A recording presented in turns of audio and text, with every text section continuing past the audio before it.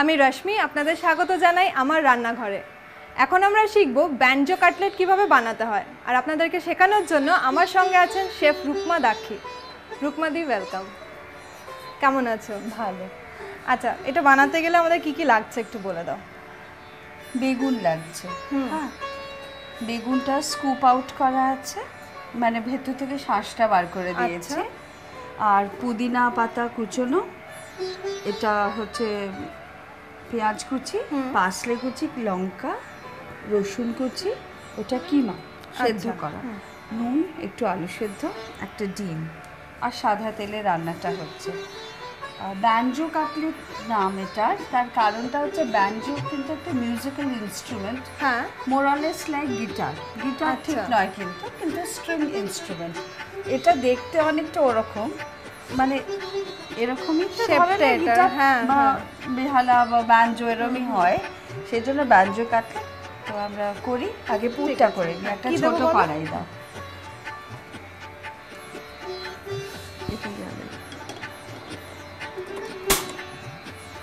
অল্প তেলে আগে আমরা কিমাটাকে কষে নিই।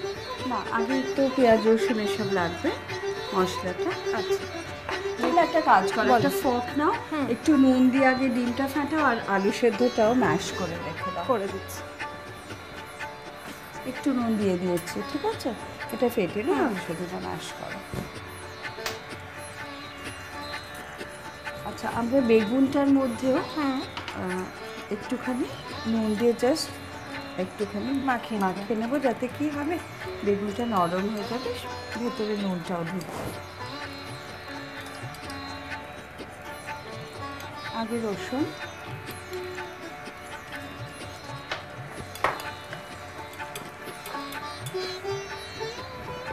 পেঁয়াজ, এটা তুমি পুরটা বানাচ্ছ তো? পুরটা বানিয়ে দিচ্ছি। দেখো, এটা হয়ে গেছে না? আরো ফাটাবো? হয়ে গেছে। কাঁচা লঙ্কা,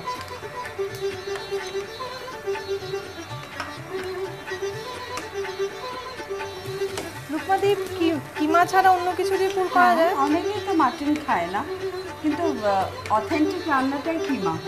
এবার অনেকে মাটন খায় না, সে চিকেন কিমা দিতে পারে, কিংবা মাছ দিতে পারে। যারা ধরো ভেজিটেরিয়ান, এগুলো কিছুই খান না, তো তারা কি খাবে না, তারা পানির টানির স্টাফ করে করতে পারে।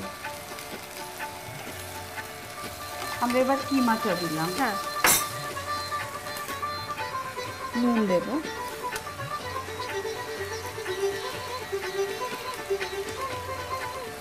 এটা খাওয়ার সঙ্গে খাওয়ার জন্য স্ন্যাক্স, মানে কোন সময়টা এটা খেলে ভালো হয়? ধরো মানে দুপুরে খাবারের সাথে হলো, বা স্ন্যাক্স হিসেবে খাওয়া হলো। দেখো, এটা একটা সাইড ডিশ। স্ন্যাক্স তো ঠিক বেগুনটা স্ন্যাক্স হিসেবে যায় না, কাটলেট নামটা যেহেতু রয়েছে, কাটলেট জেনারেলি ধরো স্ন্যাক্স এর সাথে যায়। আচ্ছা, এবার পুদিনা পাতাটা দেবো, যাতে ফ্লেভারটা চলে যায়।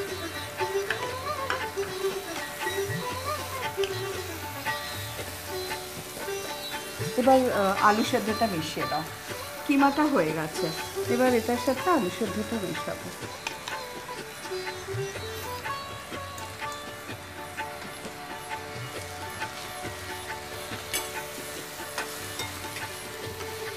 স্টাফিংটা করে এটা আবার ভাজবে তুমি? হ্যাঁ। বড় কিছু ঠান্ডা করার জন্য করবে কি?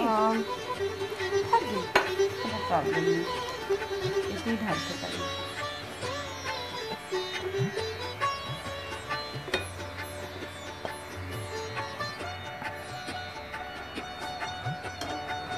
এটা সরিয়ে দিতে পারো। এবার বেগুনটায় আমরা স্টাফ করব। ইন দ্য মিন টাইম আমরা তেলটা গরম করতে দিয়ে দিই।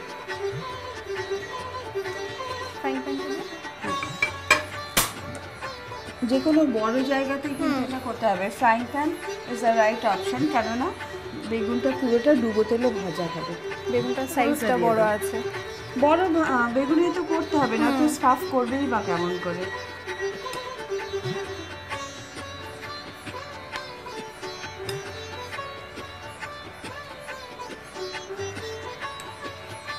এবার বেগুনটার মধ্যে ভালো করে স্টাফিংটা দেবো।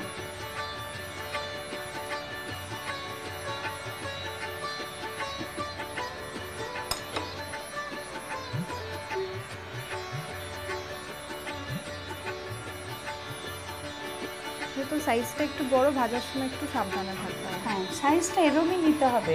ইনফ্যাক্ট ইচ্ছে করলে আর একটু বড় বেগুনও নিতে পারে, কিন্তু আমার যেটা মনে হয় বড় বেগুনটা দেখতেও খুব একটা ভালো লাগে না সার্ভ করলে, আর একজনের পক্ষে ওটা খাওয়াটাও একটু মুশকিল। এটা আমার মনে হয় রাইট সাইজ, মানে সার্ভ করার জন্য সার্ভ করার জন্য। একটু হাত লাগাতে হচ্ছে, হাত দিয়ে ধরলে ভালোই হয়। হ্যাঁ। কি দেবো বলো? আমাকে এই ডিমের ওটা দাও, ফকটা নিয়ে নাও।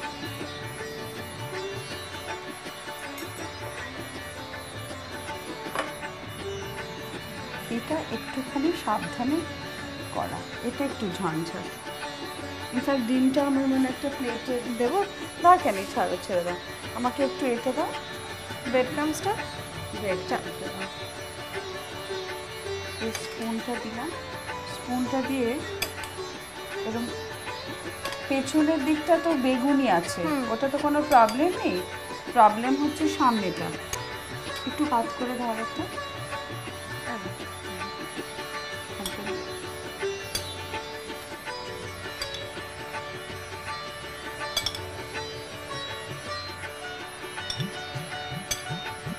করতে একটু জাস্ট গড়তে একটু প্রবলেম, আর কিছু না। একটু ধৈর্য ধরে করতে হবে। হ্যাঁ।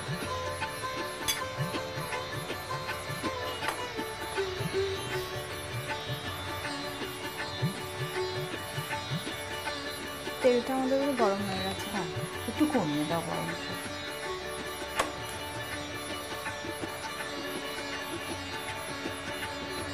দেখো, বেগুনের পেছন দিকটা ব্রেড ক্রাম্ব লাগাবার কোনো দরকার নেই, কারণ হচ্ছে বেগুনের স্কিনটা এমনিতেই স্লিপারি, ওখানে তো ধরবে না। শুধু ওপরের দিকটা, আর ওপরেই খোলা আছে, নিচটা তো হোল্ড করেই আছে, কোনো দরকার নেই। ঠিক আছে, এই রেডি আমাদের, মানে রেডি টু ফ্রাই। আমরা যদি আগে থেকে করে রাখতে চাই আর বেশ কিছু বানাতে চাই, আমরা ঠিক এই রকম অবস্থায় রাখতে পারি। সাবধানে ছাড়তে হবে।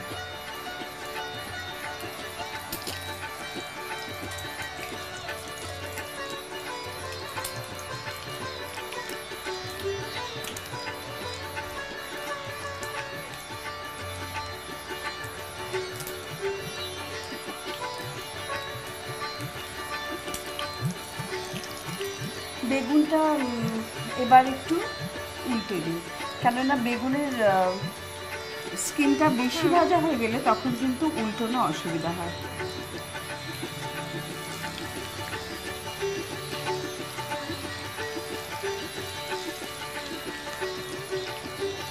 একটু উল্টেতেও হবে,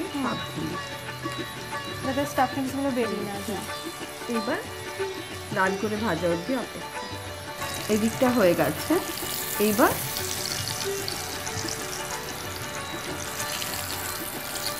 বাহ,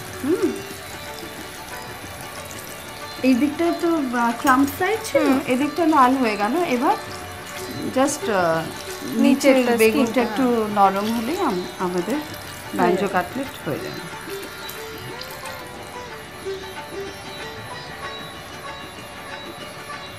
এটা কি কোনো সস দিয়ে কিছু সার্ভ করলে ভালো হয় না? না, এমনি এটা সার্ভ সস একদম যাবে না, কিছু দিতে হলে মাস্টার্ড দিতে পারে।